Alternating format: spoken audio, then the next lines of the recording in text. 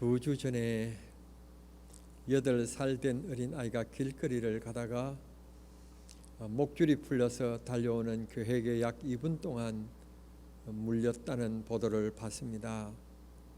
일어나면 안 될 일이 일어나서 자녀를 둔 부모님의 마음을 더 안타깝게 하는 사건이었습니다. 다행히도 그 교회에 쫓기고 있는 그 어려운 상황 가운데 한 아주머니가 내리는 비를 받치는 우산을 쓰고 그 옆을 지나가게 되었습니다. 그런데 그 아주머니가 그 어려운 가운데 있는 어린아이 그걸 구출해주고 개를 쫓아줄 줄 알았는데 웬일입니까? 그냥 지나치고 말았습니다. 팔 등등을 물리고 있는 이 어린아이 약 시간이 2분 정도 되었다는데 마침 그곳을 택배 아저씨가 지나가게 되었답니다. 그 아저씨께서 우산을 들고 가서 난동을 부리고 있는 이 개를 쫓아서 생명을 구하게 된 일이 있었습니다.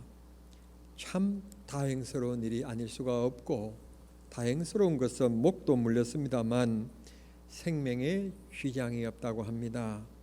그러나 걱정스러운 것은 이 어린아이가 성인이 되어도 개에 대한 두려움을 가지고 살아가게 될 것을 생각하면 마음이 좀 아픕니다.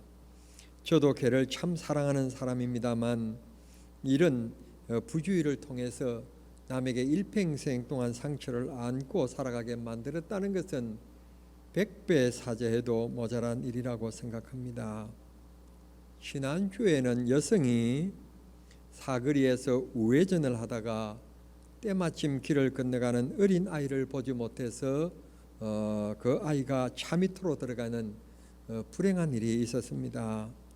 그 순간 그 길을 지나가고 있는 시민 10여 명이 달려와서 차를 들어 올려서 차 밑에 깔린 어린아이를 무사히 구조했다는 보도를 봤습니다. 사랑하는 성도 여러분, 우리가 살아가는 사회는 이렇게 서로 돕고 도움을 받으며 살아가는 사회로 이루어져 있습니다. 아무리 건세가 있고 또 혹은 돈이 많다고 할지라도 우리는 아프면 병원 신세를 져야 하는 것입니다.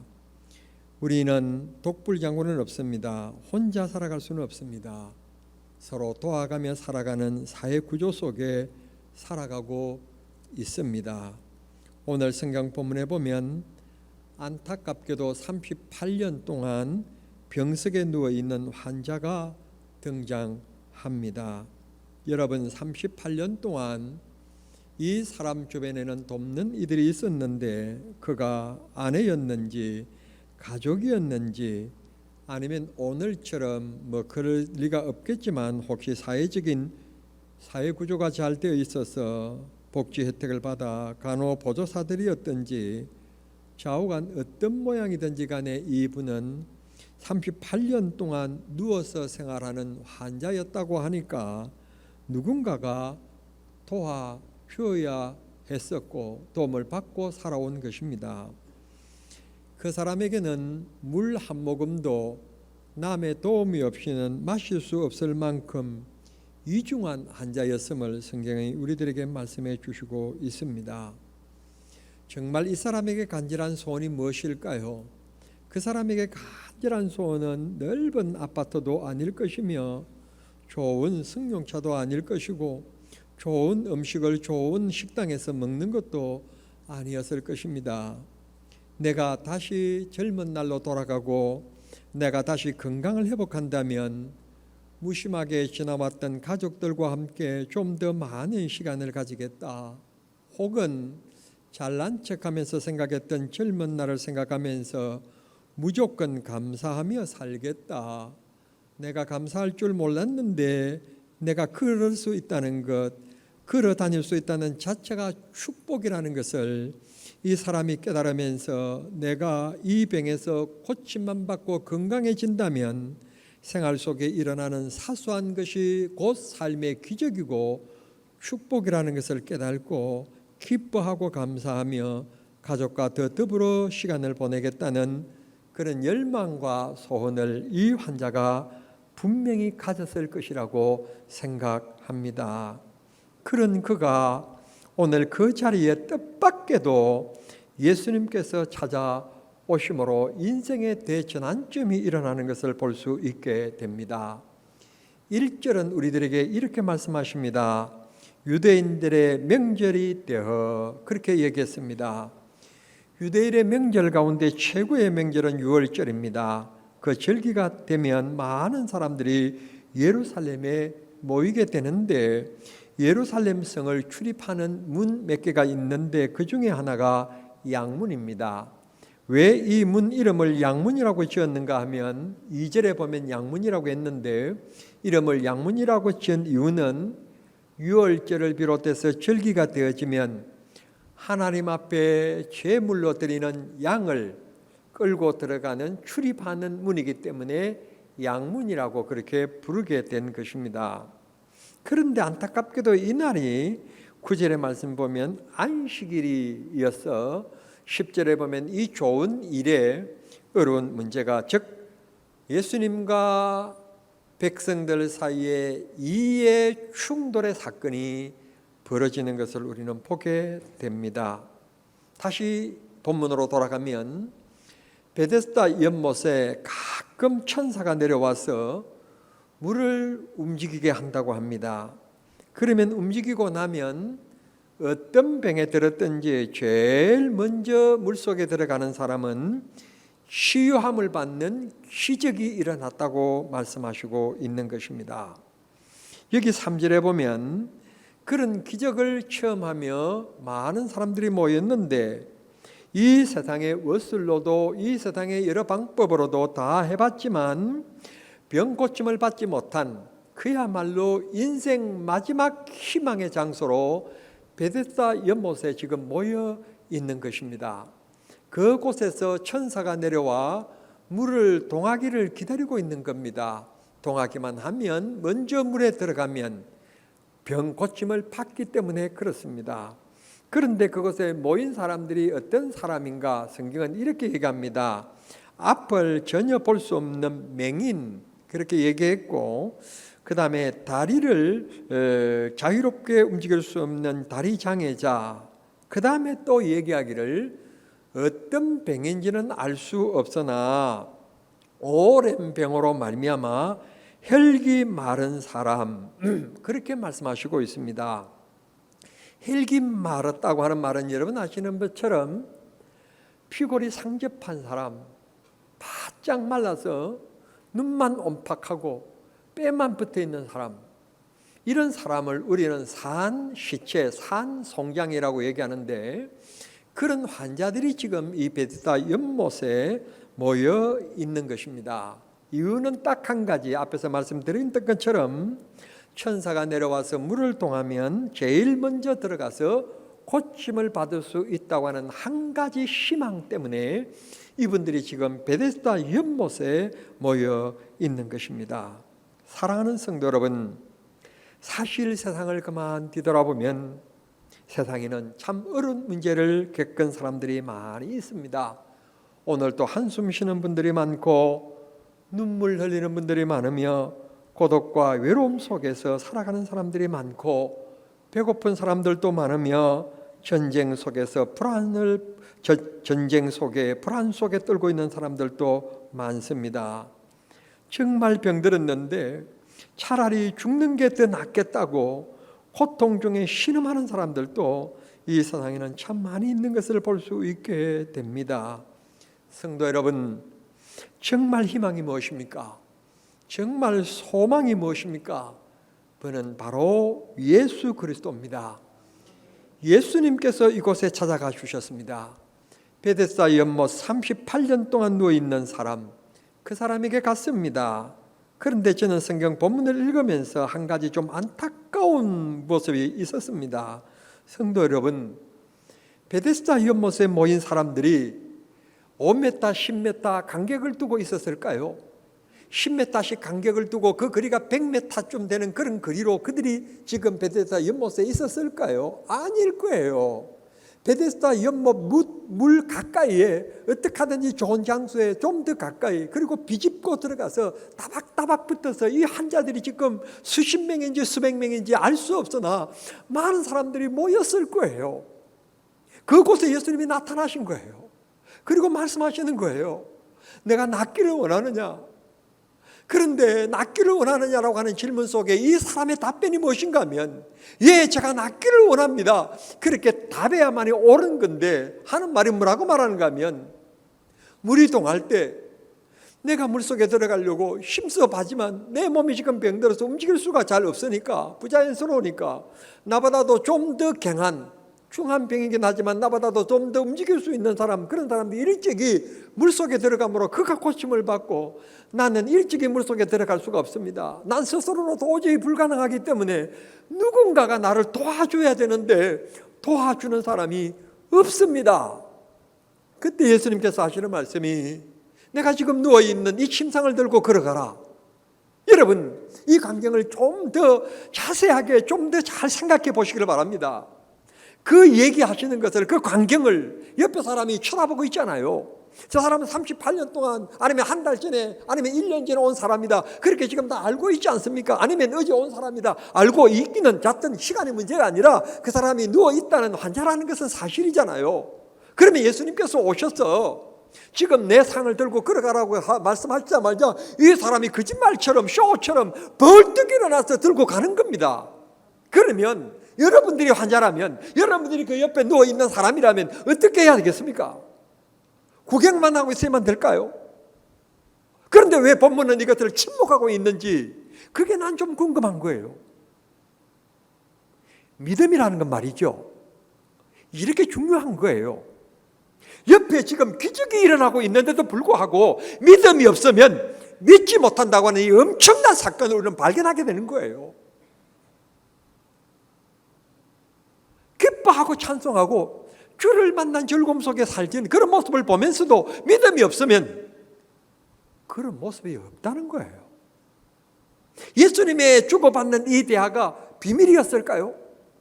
듣는 사람이 그렇게 한 사람도 없었을까요? 그 환자 중에는 듣는 사람이 있었을 거예요. 그러면 그것도 얘기했어야 되는 거예요. 예수님, 저도 고쳐주세요. 예수님, 저도 한번 만져주고 가세요. 안수해 주세요. 그렇게 했어야만이 당연한 겁니다. 당연한 것. 그런데 그 광경을 보면서도 그런 열정과 그런 마음이 없었다는 게 우리는 본문을 읽어내려가면서 안타까운 건데, 문제는 오늘 또 동일한 사건이 정남 종안교회 안에서도 한국 교회 속에서도 일어나고 있다는 사실이에요. 기도하여서 성령 받은 사람을 바라보면서도 나는 기도해서 성령 받아야 되겠다는 마음이 생기지 않는 거예요. 주님 앞에 봉사하면서 하늘에 상급을 쌓아가는 모습을 보면서도 나도 봉사해서 하나님 나라에 상급을 쌓아가야 되겠다고 하는 마음이 생기지 않는 거예요. 남을 도와주는 그런 모습을 보면서도 나도 저렇게 선하게 남을 도와주며 보람되게 인생을 살아야 되겠다고 하는 마음이 생겨야 되는데 그런 생각이 전혀 들지 않는다는 것은 어쩐 이유일까요? 하나님이 우리의 힘으로 하는 것 같고 우리 지혜로 하는 것 같고 우리 힘으로 하는 것 같지만 하나님이 지혜를 주시지 않고 깨닫게 해주시지 않고 은혜를 주시지 않으면 보고도 모르는 거예요. 그래서 예수님께서 눈을 뜬 봉사들을 듣기는 들어도 깨닫지 못하고 보기는 봐도 알지 못하는 어리석은 사람이라고 예수님께서 말씀하셨던 거예요. 베데스다 연못에 대한 설교 여러분 많이 들으셨을 거예요. 저 또한 1년에 한 번 정도 이 베데스다 연못에 대한 설교를 합니다. 그런데 오늘은 좀 제가 성경을 읽으면서 와닿는 깨달음이 있었어요. 그건 바로 지금 말씀드리고 있는 이 부분이에요. 제 마음을 두드리는 말씀이었어요. 동일한 사건, 많은 환자, 주님의 도움이 필요한 사람들인데도 왜 이 사람만 기적을 체험했다고 성경이 기록하고 있는지 이게 궁금한 거예요. 이유는 주님이 은혜 주셔야 되고 깨닫는 마음 주셔야 되는 겁니다. 주님이 고운 마음 주셔야 됩니다. 굳은 마음 주시면 안 되는 거예요. 이를 위하여 주님 앞에 맡기고 기도하는 우리가 되어야 될 줄 믿습니다. 예수님께서 말씀하십니다. 38년 된 환자에게 내가 낫기를 원하느냐? 저를 도와주는 사람이 없습니다. 오늘 우리가 하나님 앞에 구해야 될 것, 주님 이 종을 도와주십시오. 주님 우리 청남종안교를 도와주십시오. 주님 아무개 성도님을 도와주십시오. 주님이 우리 도움이십니다. 우리의 힘이십니다. 주님과 우리와 동행해 주십시오. 우리들이 하나님 앞에 진정하게 고백하면 주님이 우리를 도와주실 줄 믿습니다. 뭐가 문제냐? 그래, 그거 들고 가라. 그것 때문에 지금 내가 힘들고 어려워하는데 주님은 그거 들고 가라. 문제 해결 싹 되는 거예요.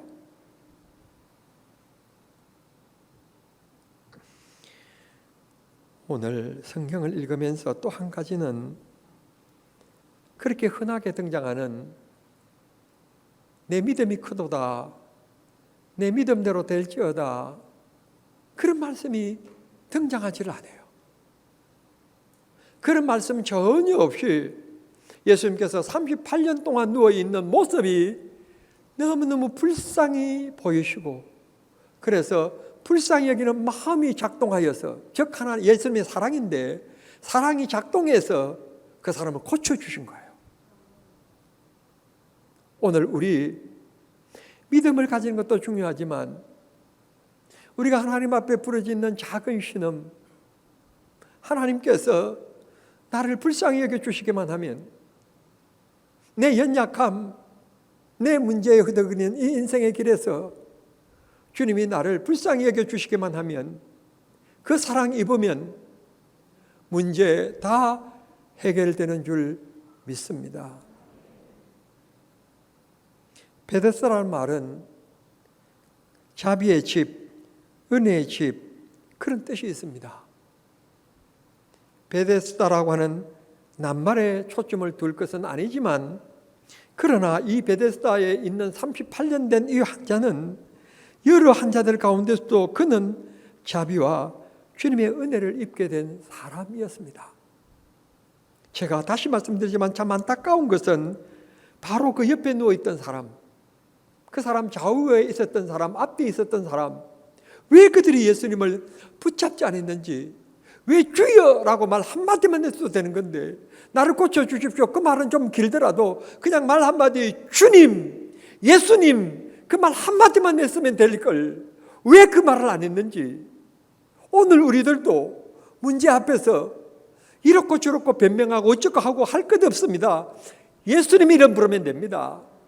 주님 이걸 이렇게 해주십시오, 저걸 이렇게 해주십시오. 물론 구체적인 기도도 참 중요하지만 그냥 아버지 하나님, 주님이시여, 그 말 한마디만 해도 주님은 내 마음의 속사정을 아시고 내 인생의 발걸음을 다 하시는 주님께서 해결하여 주실 줄을 믿습니다. 세상 이름 부르면 타락해집니다, 때묻습니다. 그러나 주님 이름 부르면 맑아집니다, 깨끗해집니다, 은혜가 임합니다. 믿으십니까? 믿으십니까? 여러분의 믿음이 믿음대로 꼭 될 수 있기를 바랍니다. 정말 이곳에 모인 사람들, 물이 이동하면 빨리 들어가는 겁니다. 그런데 저는 이 본문을 읽으면서 인간적인 해석인데, 하나님께서 좀 이렇게 해주셨으면 좋았을 것 같아요. 이걸 천사가 언제 와서 물을 동할지 모르고 마냥 기다리는 것, 이거 얼마나 지루하고 힘든 일입니까? 그러니까 좀 하나님께서 우리를 불쌍히 여겨주셔서 그냥 이렇게 좀 해주시면 좋겠어요. 일주일에 한 번은 아니더라도 한 달에 한 번씩은 천사를 내려보내주셔서 물 파도를 좀 일으키는 그런 일들을 한 달에 한 번만이라도 좋으니까 매월 정례적으로 그렇게 해주셨으면 얼마나 좋았겠어요. 얼마나 좋았겠느냐고요. 이 말을 좀 더 한 걸음 더 나가서 얘기하면, 하나님의 은혜가 그냥 내가 구할 때 어떤 문제가 내가 있었을 때가 아니라 하나님의 은혜가 내 삶 속에 정기적으로 임하고 정기적으로 내 삶을 타치해 주시고 인도해 주시고 이끌어 주시는 이런 관계가 맺어지는 게 우리 바로 성도들의 행복이라고 저는 생각합니다. 가끔 가뭄에 콩나듯이 주님이 그렇게 역사하시는 것이 아니라 일주일에 한 번씩이라도 좋으니까 정기적으로 아니면 매일 새벽에 기도할 때 주님께서 우리들에게 하루의 삶을 책임져 주시고 한 주간의 삶을 책임져 주시는 그런 은혜가 넘치면 얼마나 좋겠습니까? 우리 한 주간을 시작하는 첫날 하나님 앞에 예배하는 이 주일에 하나님께서 예배함으로 말미암아 하나님께서 한 주간을 책임져 주시고 하나님께서 보호해 주시고 동행해 주시는 이런 은혜, 정기적인 은혜가 우리들에게 임하기를 우리 주님 이름으로 축원합니다. 얼마나 큰 기쁨입니까? 하나님께서 정말 우리를 불쌍히 여기시사 그런 은혜, 그런 축복, 하나님께서 쉼없이 은혜를 베푸시고 공급해 주시는 축복의 역사가 우리의 삶 속에 기쁨으로 나타나기를 축원합니다. 10절 말씀에 38년간 누워있던 이 사람이 고침을 받는데 엉뚱하게 문제를 삼는 사람들이 있었습니다. 그날이 안식일이었다는 것입니다. 성도 여러분 기억하세요. 우리 인생을 살아가는 이 세상에는 마귀가 언제나 우리들에게 태클을 건다는 사실, 언제나 우리 믿음을 흔든다는 사실, 주의 영광을 위하여 희생하고 헌신하는 것들을 시기하고 질투하는 마귀가 있다는 사실을 기억하셔야 합니다. 38년 동안 움직이지 못하고 누워있는 이 사람이 지금 고침을 받았으면 우리 가족이 아니고 우리 친척이 아니고 내 지인이 아니더라도 기뻐하고 즐거워하고 박수를 쳐줘야 될 일 아닙니까? 그런데 이날이 안식일이었다고 하나님 말씀을 범했다고 문제를 삼는 율법주의자, 도덕주의자들이 있었다는 것입니다. 오늘날에도 양심을 얘기하고 도덕을 얘기하고 선을 얘기하는 사람들이 있습니다. 여러분, 우리는 은혜로 살아가는 겁니다. 하나님 사랑 때문에 살아가는 겁니다. 누가 도덕질 했다 뭐 어쨌다 비난할 이유 없습니다. 도덕질 했으면 하나님이 하실 것이죠. 내가 왜 재판장으로 나섭니까? 그거로 구원받는 건 아닙니다. 하나님의 사랑으로 은혜로 우리는 구원받은 백성이기 때문에 우리도 사랑과 은혜를 베푸는 삶이 기독교인의 삶입니다. 누가 이렇군 저렇군 그렇게 따지는 것은 기독교인의 삶이 아닌 것입니다. 그건 하나님이 알아서 할 일이고 우리는 도울 수만 있다면 돕는 사람이 없나이다.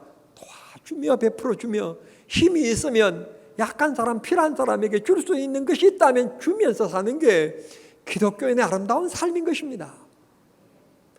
주라니까 아멘 안 하는 거 봐요. 받으라니까 아멘 그러더니 우리 베풀면서 삽시다. 주면서 삽시다. 도움이 필요한 사회입니다. 아멘 안 하시는 거 봐요. 목사님이 심하신 하신 다음에 틀림없이 그 다음 말이 중요하다. 벌써 넘겨지고 있는 거예요. 아마 우크라이나 아마 특별헌금을 하자든지 뭔가 그 다음에 얘기가 분명히 하실 거야. 아주 눈치 백단입니다. 백단 우리 교인들은. 그래서 아멘은 안 합니다.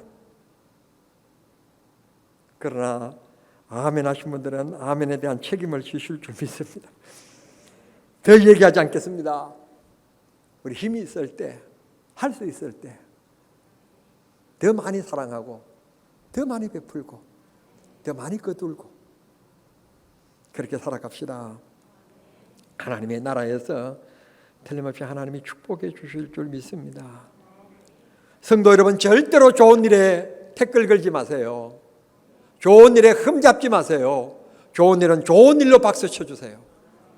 그게 기독교인의 멋있는 향기고 멋있는 모습인 것입니다. 잘난 척하지 마십시오. 교만하고 자기는 어렵다고 생각하지 마십시오. 교만한 마음에서 배타적인 마음이 나오는 겁니다. 여러분, 저만큼 자존심 강한 사람이 있을까요? 저는 배고픔 속에서 제가 스스로 노력하지 않으면 어느 누구도 도와줄 사람이 없다고 하는 것 때문에 저만큼 배타적인 사람은 없을 거예요. 저만큼 정말 구두쇠처럼 아끼면서 살아간 사람 없을 거예요. 그러나 예수님 만나면 깨집니다. 예수님 만나면 부드러워집니다. 예수님 만나면 꽉 닫힌 마음이 활짝 열리게 됩니다. 오늘 베데스다 연못에 예수님을 만났던 이 사람처럼 예수님 만남으로 38년 동안 자기를 얽매였던 문제가 확 해결된 것처럼 오늘 이 시간 주님 만나는 시간 되시고 여러분의 문제들이 확 해결되어지는 축복의 시간이 될 수 있게 되기를 바랍니다. 아무것도 두려워 말라 찬양하겠습니다. 아무것도 두려워하지 말라.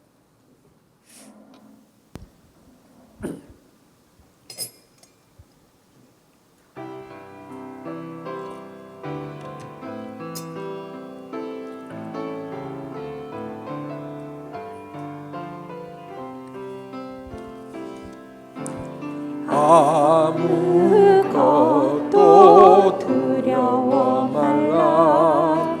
주 나의 하나님이 지켜주시네. 놀라지 말라. 겁내지 말라. 주님 나를 지켜주시네.